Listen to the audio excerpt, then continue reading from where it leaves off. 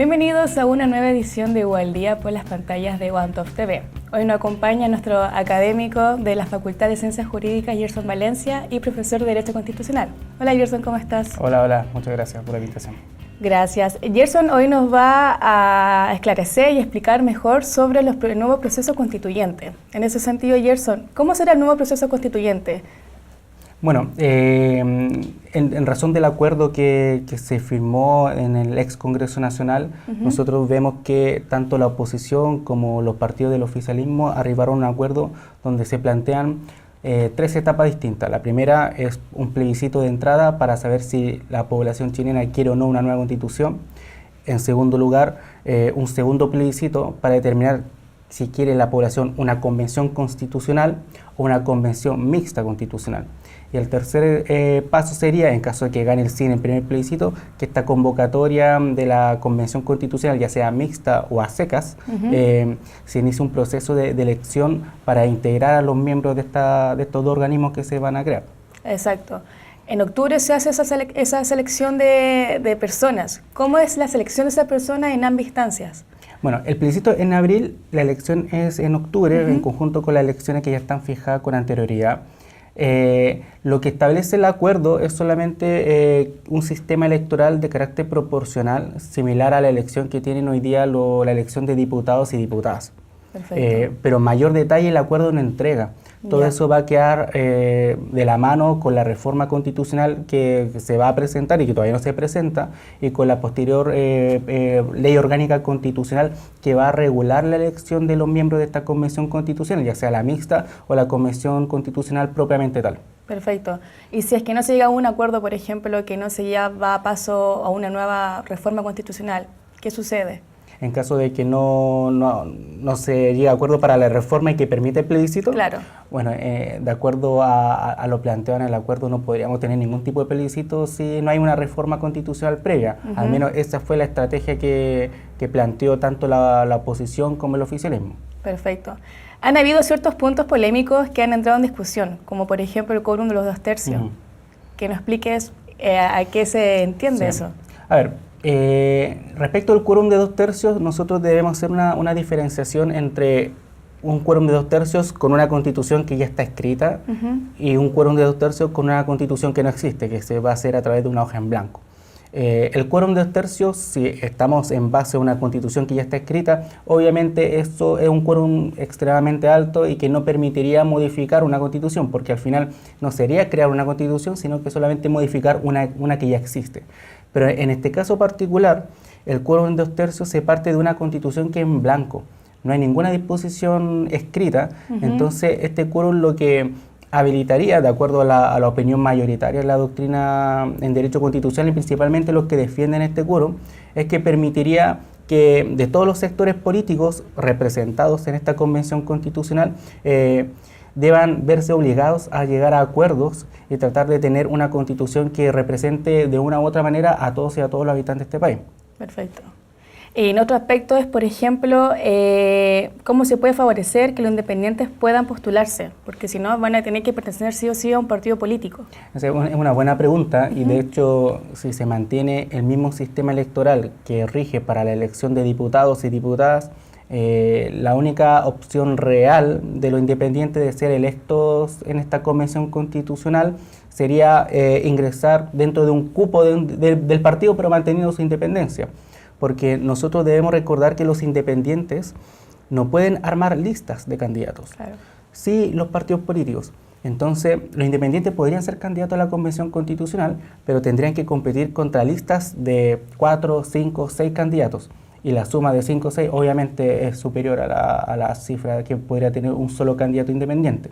Eso yo creo que tendrá que regularse en la ley que se dicte para efecto de la elección de los constituyentes y por qué no en la misma reforma constitucional que se va a implementar al capítulo 15 de la Constitución. Perfecto. En aspectos, ¿qué se puede cambiar de la Constitución? Buena pregunta. Son varios aspectos en realidad. En específico, a ver, para la gente que es de regiones, yo creo que es un tema relevante revisar si vamos a mantener o no el Estado unitario como forma de Estado. Eso va a depender de qué grado de autonomía los miembros de esta Convención Constitucional van a otorgar a las regiones distintas a la región metropolitana. Nosotros debemos recordar que el Estado unitario como lo tenemos actualmente viene desde la época de la Constitución de 1833 con Diego Portales y Mariano Egaña, y tuvo un pequeño paréntesis entre el año 1891 hasta el año 1925 con el pseudo parlamentarismo que se denominó. Pero por regla general siempre tenemos un Estado unitario centralista y autoritario fuerte. Ese por primera instancia, y la segunda instancia, revisar cuáles van a ser las garantías, que son los mecanismos de protección que la Constitución le va a entregar a ciertos derechos fundamentales, principalmente los derechos fundamentales de carácter social. La Constitución actual protege a través de estos mecanismos los derechos individuales, como la propiedad privada, la libertad económica, pero no protege los derechos sociales a través de estas garantías, el derecho a la salud, el derecho a la educación o el derecho a la seguridad social. Yo creo que esos son dos aspectos que podríamos tratar de plantear y revisar en una nueva Constitución. Perfecto. Gerson, ¿y qué opina acerca del voto obligatorio en toda instancia a partir de los 14 años? A ver, y respecto del voto obligatorio, tengo ciertas dudas, principalmente porque creo que el voto obligatorio es caldo de cultivo para aquellos sectores o candidatos o listas de candidatos que tienen mayores recursos. Hoy en día con voto voluntario, los que se levantan a votar los días domingos son las personas convencidas por un candidato o por un proyecto político. Pero con voto obligatorio eso no va a ocurrir. Mucha gente va a votar sin tener convencimiento por quienes va a votar. Y al final, ¿qué podría ocurrir? Y de hecho ocurre muchas veces que la gente que va a votar obligatoriamente vota como por forma de descarte. Quién pagó más jingles, quién tuvo más palomas, quién apareció más en la tele. Y eso al final creo que podría mermar el resultado real de una votación. Respecto del voto de las personas menores de 18 años hasta los 14, sí, no tengo una opinión todavía zanjada, una postura zanjada, pero creo que es revisable tomando en cuenta que la responsabilidad penal del adolescente comienza a los 14. Entonces, una de las posturas que se ha planteado, bueno, ¿por qué los menores de 18 años, o sea, los mayores de 14 años hasta los 18 tienen responsabilidad penal adolescente y no pueden ejercer derechos políticos? Yo creo que es un tema debatible y es revisable, pero yo creo que es importante tener mayor antecedente sobre la mesa para tomar una postura al respecto. Y sobre, por ejemplo, la paridad de género, la deuda de los pueblos originarios.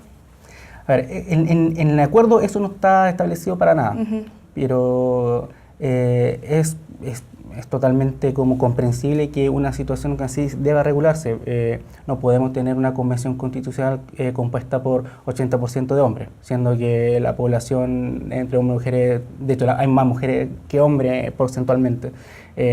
Creo también que es importante mantener cuotas de representatividad asegurada para los pueblos originarios y para las personas con discapacidad. Y acá yo quiero poner un ojo respecto a las personas con discapacidad porque mucha gente, este tema pasa desapercibido. Pero hoy en día tenemos una legislación y una constitución obviamente, que establece ciertos criterios de igualdad que en la práctica y en lo material no se aplican. Y yo creo que si nosotros queremos tener una nueva constitución que sea representativa de todos y todas, yo creo que es importante que las personas también con discapacidad se sientan representadas en una nueva carta fundamental. Perfecto. Hablando un poco de educación cívica, nosotros ya lo conversamos el otro día, ¿cómo le podemos pedir a un país, a una ciudadanía, opinión sobre, o democracia cívica si no hay una educación cívica? Pienso que todo este proceso está ayudando a que de forma más inorgánica e informal las personas comiencen a educarse. De hecho, estaba revisando en la prensa hace unos días atrás y la Constitución ha sido uno de los textos que más se ha vendido últimamente. Y las descargas de la página de la Biblioteca del Congreso Nacional, la Constitución ha superado todos los límites registrados en los últimos años.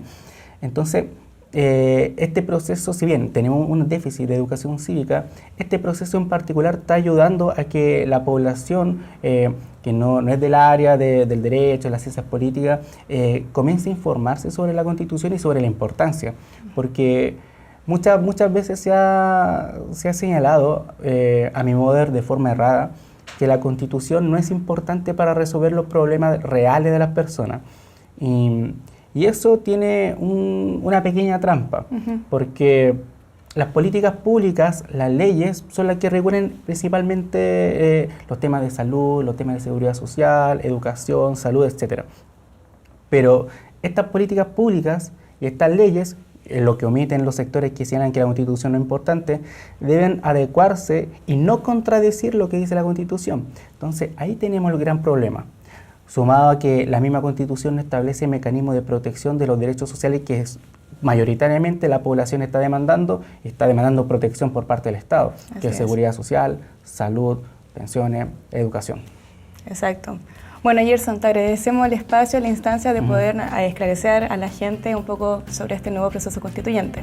Muchas gracias por la invitación. De nada. Nosotros nos volvamos a encontrar en una nueva edición de Igual Día por las pantallas de OneTop TV.